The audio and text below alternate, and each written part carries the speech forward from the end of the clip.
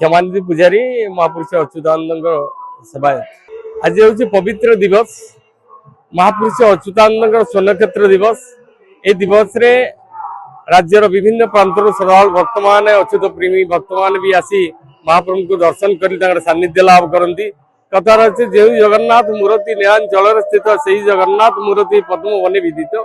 आज दिन हूँ पवित्र दिन महाप्रभुंर जन्मोत्सव स्वर्णक्षेत्र दिवस आम पालन करूँ।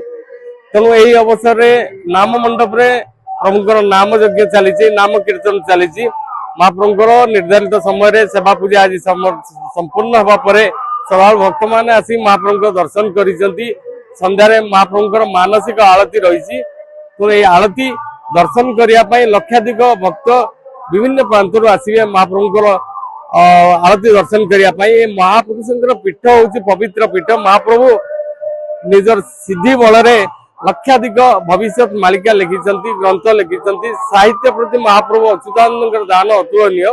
तेणु आज दिवस रे समस्ते एकाकार हो जाती महाप्रभु प्रेम समस्ते उद्बुद्ध हो प्रभु को स्मरण करती एवं कोटि जन्म पुण्य अर्जन करने छुट्टी आसती। विश्वजित बेहेरा मत तो लगुच सतमी पूरी श्रीक्षेत्र में बुलूची मालिकार अच्छी द्वितीय श्रीक्षेत्र हम मत लगुच से मो बाम पटे जो मंदिर तैयारी मुझे आसला बेले कथा होती श्रीक्षेत्र द्वितीय रूप ये मंदिर परिवेश तो ये तो अवर्णनीय ये कही हम ना ये परिवेश अनुभूति तथा मत लगुच जगन्नाथमय हो जगह ये पूरी श्रीक्षेत्र द्वितीय रूप लगुच मत जमी भारती शुक्ल बहुत भल लगे सुंदर परिवेश आत्मा पूरा शांति हो जाऊँगी बहुत दूर आसी वर्ष के थर भी आसुचु ठाकुर को आम कौन कहीपर महिमा विषय पंचसखांक अग्रणी प्रभु परम ब्रह्म अच्युत महापुरुष बहुत बहुत अनुभूति अच्छी ठाकुर ना जहाँ धरले सब बास्तुदोष दूर